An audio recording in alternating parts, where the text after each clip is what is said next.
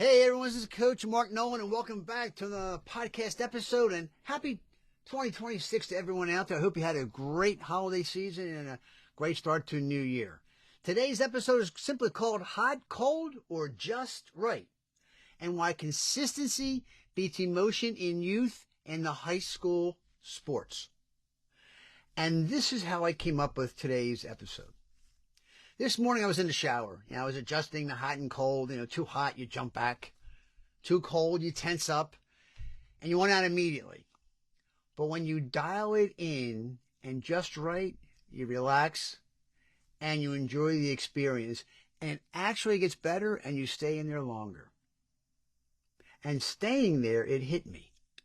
That's youth and high school sports, especially with the NCAA and NIL and the transfer portal and its effects on the high school athletes and you parents. In every season, every sport, I hear the exact same words. Coach runs hot and cold. My kid is just hot and cold. Some days are on fire. Other days, nothing works. But what if hot and cold isn't talent at all? What if it's emotion, with preparation and consistency? Because that's what we're talking about today. And here's the real problem that I see with the hot and cold issue. In today's youth sports, extremes dominate. Too hot looks like this. Emotional reactions from parents, from the sidelines, and the players and umpires and everything else. Overcoaching, forcing results, playing too tight. And too cold looks like this. No warm-ups, no snacks or breakfast, no sense of urgency, no communication, and no preparation. And just like the shower, when the temperature is wrong, nobody stays comfortable or stay in it long. The best environments and the best performances live in the middle, just like you in the shower. So here's what hot and cold actually stands for HC, which means the head coach. Because, parents say this to me all the time. That coach runs hot and cold, sometimes yelling, sometimes silent. One week praise, the next week nothing. But here's the truth. Hot coaches create anxiety. They always have and they always will. Cold coaches create confusion. Now, consistent coaches create confidence. And great coaches aren't loud or quiet, they're steady. Just look at the Indiana head football coach. But that's why standards matter more than emotions. So athletes, this is for you. When I talk about hot and cold performances, I can tell you as trainers and coaches, we see this daily. In the cold athlete, they didn't stretch, they didn't warm up, they're tight, they're hesitant, and they always say, well, I just need a few more reps. Maybe sometimes it's 10, 15 minutes into our lesson. Now, the hot athlete, they're basically loose, they're confident, they're in rhythm, and they have that can't miss today attitude. And here's the mistake. Athletes think being hot is really just luck. And it's not.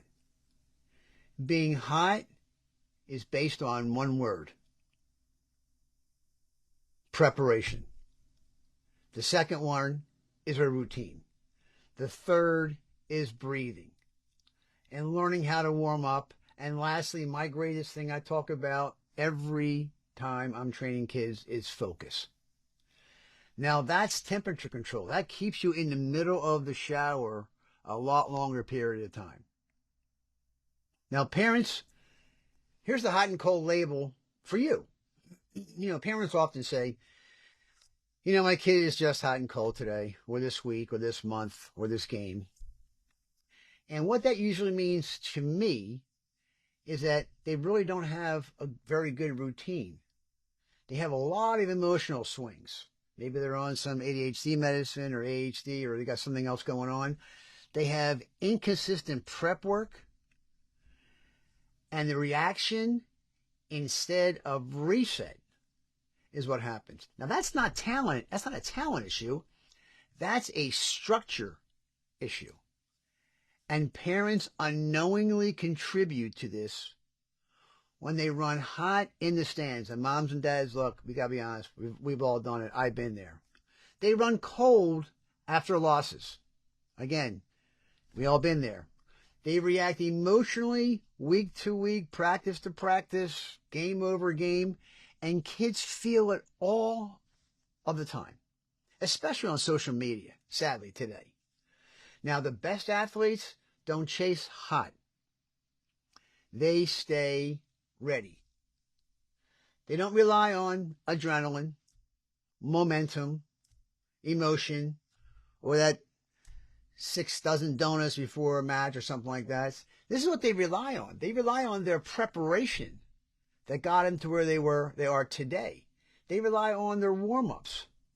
They rely on their stretching and their breathing and their routine that has taken them to where they are currently right now. Now, that's how you stay just right under the water temperature and keeps you in the game a lot longer. So here, this is kind of like a bridge segment we're going to talk about.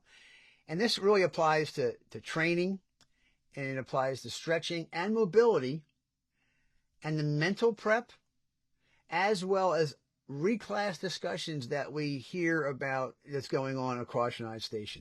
And of course, our recruiting choices, especially with the roster cap and NIL and the transfer portal. So you know what? You have to ask yourself, are we making this decision because we're prepared or because we're reacting emotionally? This is how sometimes you guys go to camps. You react emotionally because you want to get that picture taken with Coach Dingleberry. You know, and that question alone changes everything, or it should. Because this is something that happens to a lot of us, especially this time of the year. Because over the next few weeks, many of the athletes I work with are headed to national events, or that next level new camp all of a sudden they have found out about, or a new coach or something else. And then you know what happens? Families are going to wake up late. They're going to rush out the door. They're going to skip breakfast. They're going to skip the proper warm-ups. They're going to skip stretching. And they're going to skip the mental prep.